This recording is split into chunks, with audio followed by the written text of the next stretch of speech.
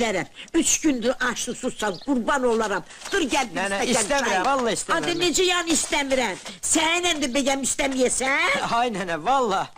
Valla toxam. Səhər duyunca kaşı yemişim. Adı kaşı uşaq xoda güdür. Kaşı ilə qarın doyar. Nene. 2 dənə yumurtanı qayğana Yok sağ ol. İstəmirəm. Adı çıktı bozbaş da Gedirəm var. ya ay nene.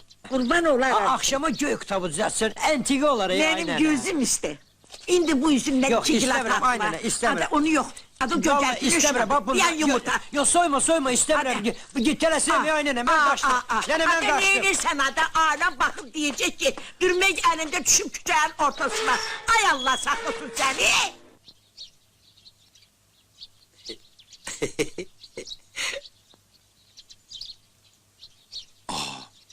El Abbas,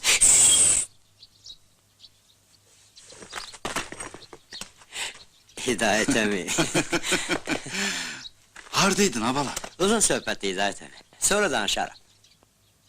Bu ne paltardı? Bu da teze oyundu başımıza getirdi. Yok, oyundan filanla qurtardıq. Orduya yazılmışım. Berekallah oğlum. Allah kömeğin olsun. Bağçadakiler necədir? Buradadır. Ona sözüm var.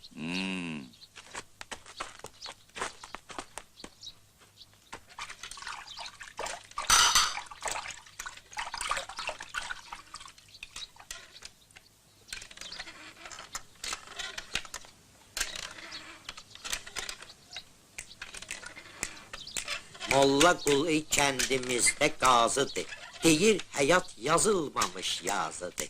Sevdiğim qız... El Abbas.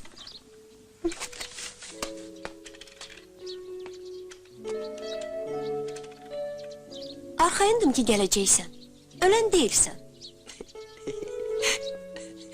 Bu paltar da sənə yəqin ki balıqlar şahı bağışlayıb. Deməmişəm mənə belə baxma.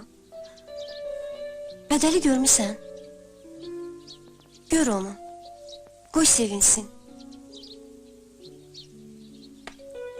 Biz ikimiz də inanırdıq ki sən ölməmisən. Bədəl də mən də. Yaman çox istəyir səni. Bəs sən? Nə mən? Sən də istəyirsən məni? Hə? İstəyirsən məni? Mənim nişanlım var axı. Sən ki sevmirsən onu. Heç vaxt da sevməmsən. Özündən çıxma.